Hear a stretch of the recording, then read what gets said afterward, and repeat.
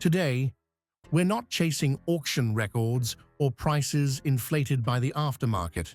We go straight to the original number the manufacturer put on the bike, when it still smelled of fresh paint and assembly oil, the most expensive motorcycle in each brand's history.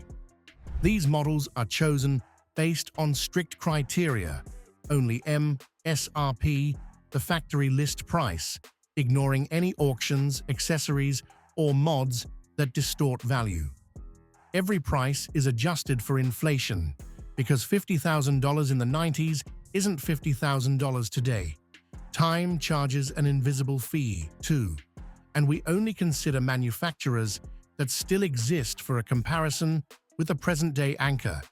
Though I'm still making room for BSA and Norton, two names returned from the ashes, carrying British memory and that dry, cold engine note. And to avoid any misunderstanding, this isn't a fastest bike video, and it isn't a best bike to buy video either. This is a video about peak pricing, about the limits of ambition, about the moment a manufacturer believes that technology, reputation, or the ceremony of ownership can be converted into cash. Norton has always carried a strange kind of light, not loud like the Italian empires, not cold in the German way, but like the ring of metal echoing through an old workshop in the Midlands, where history was once forged by hand. But when it comes to the most expensive motorcycle in the brand's history, the defining name is the Norton V4SV, a new street version, reborn from the shadow of the Norton V4SS. Its number stands upright like a milestone, 44,000 pounds, roughly equivalent to about $54,000 at the time of its announcement. More expensive than any classic Norton ever left the factory, with a price tag on the bars and also a declaration that Norton wants to step into premium superbike territory on its own name alone, without asking anyone's permission. The V4SV is a British superbike in the purest visual sense. Bodywork carved by the wind, carbon fiber showing up like a second skin, and Öhlins suspension telling you this is not a living room ornament. But then the thorny question appears, especially when you place it beside MV Agusta's luxury performance icons. Does that price buy you tomorrow? Or is it just yesterday's performance at tomorrow's prices? Next up is BMW. I'm sure you'll immediately think of the S1000RR or even the M1000RR. But BMW Motorrad's true peak price sits in something that almost doesn't belong on the road: the BMW HP4 Race. $78,000 for a track-only superbike, a monocoque carbon fiber frame, carbon wheels, titanium fasteners, and that feeling of nothing is extra in a machine born to run, not to live alongside red lights. Claimed output sits around 215 horsepower, and dry weight is just 322 pounds, a number that makes a lot of superbikes look in the mirror and feel a few years older. Öhlins suspension, Brembo brakes, and a strand of World SBK Electronics DNA woven into every throttle opening. The HP4 Race isn't trying to be a sensible bike. It exists to say that BMW can build a motorcycle like a rolling laboratory too, like the Italians do with the Ducati Superleggera, but in a cold, precise German way. Ducati is different. Everyone looks at the Panigale Superleggera V4 and says, that's the peak price, right around $100,000 for a carbon superbike like a sculpted work of art. But if we play by the MSRP rules, then the name is the Ducati Desmosedici RR. In 2007 to 2008, the Desmosedici RR stepped out of Borgo Panigale like a street-legal copy of the 2006-era MotoGP machine. The original price of $72,500 already sounds spine-chilling, and when adjusted for inflation to today, it lands somewhere around $100,000, almost touching the superleggera's territory. What's expensive here isn't just the number, but the promise.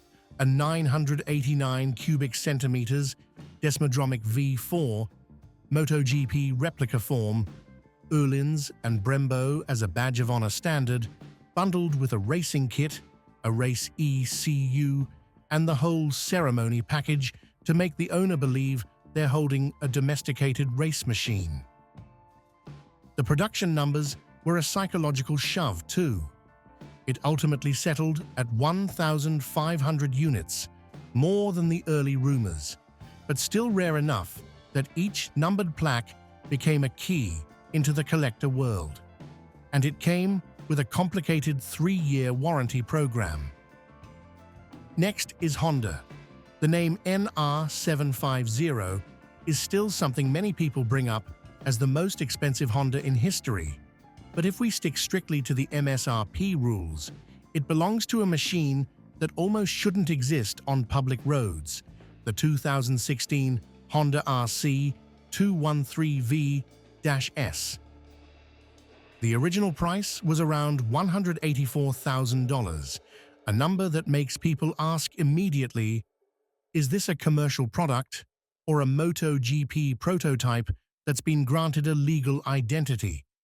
Because in essence, the RC213V-S is a Honda MotoGP bike with lights, carrying RC213V DNA from HRC, a V4 saturated with racetrack spirit, yet bound by restrictions so it can be registered and put on the road. And in street trim, its power isn't as free as you might think. To reach true performance territory, you have to turn to the race kit to unlock its potential. So the owner ends up in a strange position. You've already paid for a dream, and then you have to pay again to let that dream scream. BSA is a special case, because if you go looking for the most expensive BSA in a modern sense, you won't find six-figure hyperbikes, and you won't find Italian-style luxury ceremonies either. That's why BSA's historical price peak, true to MSRP rules and inflation, lands back on the machine that built their reputation after World War II, the BSA Gold Star. A post-war Gold Star, 350 cubic centimeters, carried a price of about £211, which, adjusted for inflation, comes out to roughly $9,000 today. It doesn't sound shocking, but look at the context. That was serious money for a British single, when gas was cheap and the streets were still full of two-strokes. And if you step up to the 500 cubic centimeter version, especially the DBD34, the estimate can reach around $15,000 in today's value, because it wasn't just a commuter bike. It was a ticket into the world of clubman racing, a promise that a 500 cubic centimeters thumper could roar hard enough to earn that prestigious Gold Star. Suzuki is the kind of manufacturer that makes finding the most expensive in its history frustrating in a very Hamamatsu way. They're known for affordable, durable, easy-to-buy options, not for extravagant limited edition motorcycle theatrics. The first candidate is a scar from the 1980s, the 1986 Suzuki GSXR 750 Limited Edition, a true homologation special. Born to qualify for racing and sold with an MSRP of about $6,499. Adjusted for inflation to today, that number climbs into the neighborhood of nearly $19,000, meaning that in its own time, it was one of the most expensive and most demanding Japanese sport bikes you could put money on the table to take home. But the most expensive Suzuki under our exact rules comes from a pop culture speed icon, the Suzuki Hayabusa specifically a limited edition made exclusively for the French market to commemorate Bol d'Or, with exactly 100 units produced. The listed price was announced at around €27,499, approximately $28,000, and its expensive part lives in the experience package, an Akrapovic system to make the GSXR 1300's voice deeper and sharper, a racing-style windscreen, a sport seat and tail cowl, a few carbon details, anodized hardware, and a numbered plaque like an oath that you're holding a Hayabusa not meant for the masses. Next is Moto Guzzi, and the peak MSRP in Moto Guzzi's history lands in that very moment, the MGS-01 Corsa. This is a true race-only machine, one that almost can't be bothered to pretend it's friendly to the street. A 1,225 cubic centimeters, 90-degree, air-cooled V-twin, its cylinder heads sticking out on both sides like two fists, a compact chassis, Italian character that's raw yet razor-sharp, paired with the right toys, Öhlins and Brembo, a declaration that Moto Guzzi can step into Ducati and Aprilia territory in its own way. The announced launch price is often cited in the low $20,000 range, and in many European markets, it's commonly translated to around £20,000. Adjusted for inflation, it climbs into the £30,000 to £35,000 range today. Only about 150 units were made, and the bitter part is that the street version project, the MGS-01 series, was shelved when Piaggio took over, leaving the MGS-01 like an unfinished stroke in history. With Yamaha, the most expensive motorcycle in its history, in the pure factory price tag sense, isn't a modern R1, and it's certainly not some flashy Street Fighter variant. It's a machine born solely to legalize itself for the racetrack, the Yamaha YZF-R 70W02. The price was about $32,000, and if you carry it forward with inflation to the present, you're looking at north of $60,000 in 2026 purchasing power, just to buy the right to own a Yamaha born from racing regulations. What makes the OW02 a holy grail in collectors' eyes isn't just the price, but the way Yamaha built it.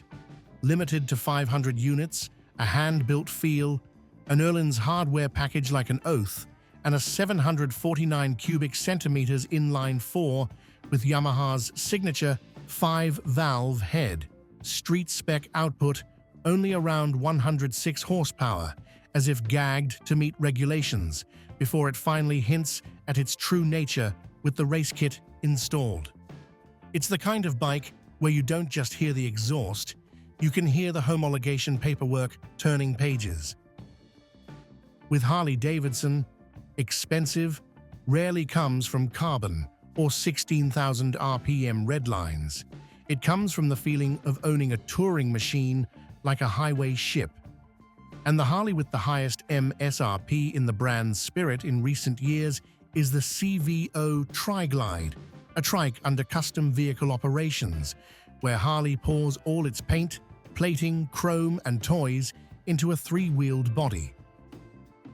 The starting price of the CVO Tri-Glide sits around $48,999 to $49,999, meaning you can cross the $50,000 threshold with just a few color choices and added fees, and that's before you even think about any accessories. The reason it's expensive is very Harley. Adding two rear wheels means a frame designed as a trike from the ground up, more confidence under heavy loads, and that low, imposing stance, like you're drifting across America in a late-night film scene. On top of that, you get the Milwaukee 8 117, the RDRS safety system, the boom, box GTS, and a touring audio setup to fill the empty space between long miles with music. Next is Kawasaki, and the most expensive Kawasaki in history by strict MSRP isn't some special Ninja ZX-10R variant. It's a monster that doesn't bother asking traffic laws for permission, the Ninja H2R. $56,000 for a superbike that isn't street legal sounds like a challenge, but the moment you see that supercharger sitting out in the open, like a second mechanical heart, you understand why that price exists. The H2R isn't a fast bike. It's an experiment on wheels, forced induction, an intake scream like a blade cutting air, and acceleration that makes every concept of traction feel fragile. The figure of 326 horsepower gets mentioned like a milestone, not to brag, but to say this is the territory where pistons, valves, and boost pressure start fighting for control. When it comes to the most expensive Indian by strict MSRP in the brand's revival era, we're not talking about a chrome-plated cruiser or a fully loaded bagger. We're talking about a blade built for a ruthless discipline, the Indian FTR 750. $50,000 for a flat track race bike. And here's the point you have to remember immediately. It isn't street legal. It isn't meant to make you happy on the street. It exists only to win on dirt, in American flat track, where everything happens on reflex and nerve. The FTR 750 is a pure race-only machine, a 750 cubic centimeter V-twin designed to hit torque in a way that makes you feel like someone yanked a chain and dragged the whole bike forward, compact in the chassis, tall in the seat, and shaped like a punch, optimized to drive out of corners in controlled slide. The production numbers are locked in as a reminder that this is a privilege, not a mass-market product. Only about 50 units were sold. Aprilia is the kind of manufacturer that doesn't need to explain where it comes from. Fire it up, and you can hear Noel and smell the MotoGP paddock in the air. And when it comes to the most expensive Aprilia in history, the name at the top is the RSV4 FW-GP, the peak of the factory works program, what many people simply call a MotoGP-derived track weapon. The price is often cited around $83,000 for the FW-GP configuration.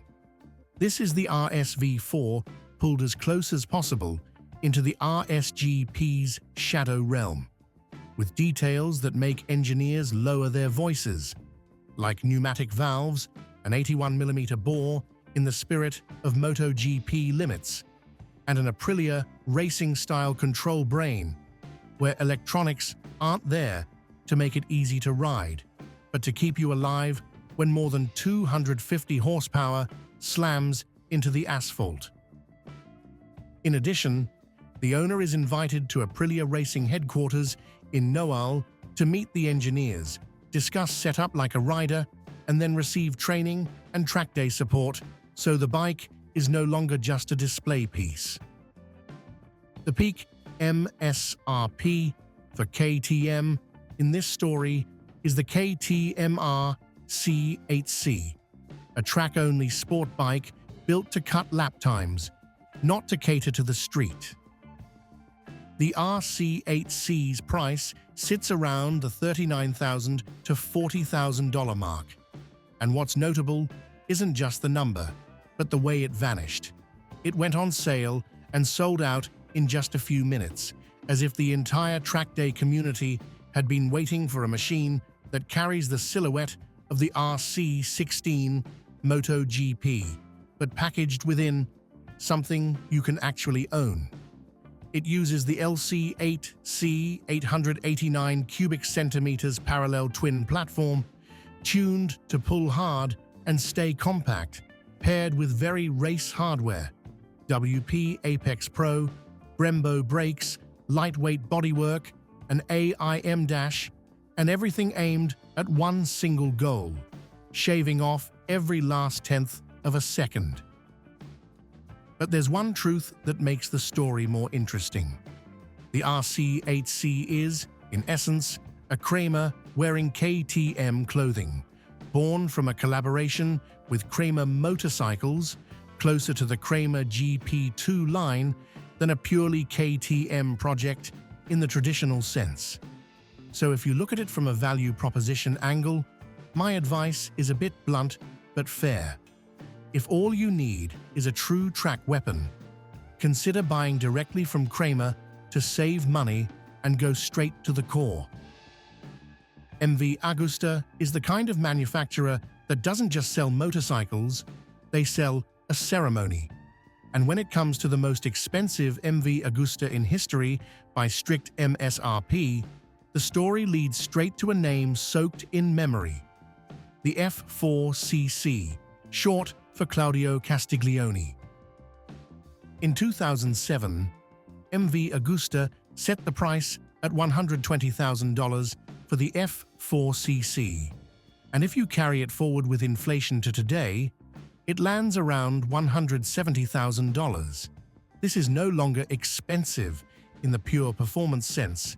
This is the price of entering a world where craftsmanship, honor, and rarity are converted into a number. Only 100 units were made, and people say most of the work was finished by hand, like the way Italian superbikes used to be built before assembly lines and standardization swallowed their soul. And at the end point, here's the question I want to leave you with. If you could choose one bike from this entire series to keep for life, which one would you choose? Say the name you want most and tell me your reason. If the video brings you a little nostalgia, a little technical knowledge, or simply the feeling of reliving the golden age of motorcycles, hit like to support the channel and share it with a friend who shares the same passion. See you next time.